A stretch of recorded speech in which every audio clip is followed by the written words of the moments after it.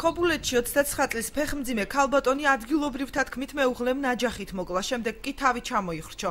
შემთხვევა სოფელ ოჩხამურში გუშინ დილის 6 საათზე მოხდა. ადგილობრივები ყვებიან, რომ ცოლ-ქმარს შორის უთანხმოების მიზეზი ეჭვიანობა იყო. ფაქტის თვითმხილველი, როგორც მეზობლები ამბობენ, შვილი გახტარათ, შემდეგ მეზობლებს უამბო.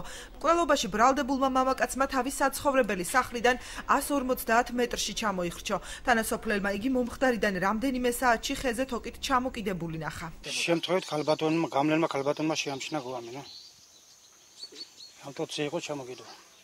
სავარაუდოდ მეზობლების გადმოცემით ეჭვიანობის ნადაღზე მოხდა ეს ყველაფერი. ბოლო 1 წელია მაგენს დაძაბულობა ქონდნენ ძალიან ოჯახში. ახლა ჩხუბით და იმით არ შევსწრებული ვართ, მაგრამ ცოლი უმეტესი 10 დღეობით ერთკვირობით მიდიოდა სახლიდან, მის სანათესაოში არ უნდოდა მისი ქმარი, ახსნილი ქონდა რომ არ მინდებხარ.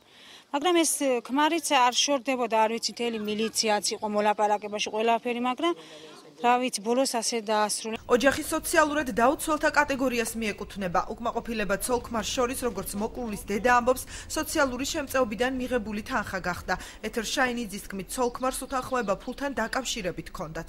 ფულს ღებულობდა, დახმარებას ღებულობდა, ბაღნებიდან ძიდავდა, მოქონდა, ყველაფერს ადლებდა, მაგრამ სახში მერეც პატახან გადიოდა იქეთ, მიდიოდა აქეთ, მიდიოდა და ამან პრობლემები შუქმნა, უკმაყოფილება ქონდნენ ოჯახში ეს რამდენი წელიწადია. არიქნა, ბოლოს დაინგრა, ოჯახი დაინგრა და მივდა ამდენოზე.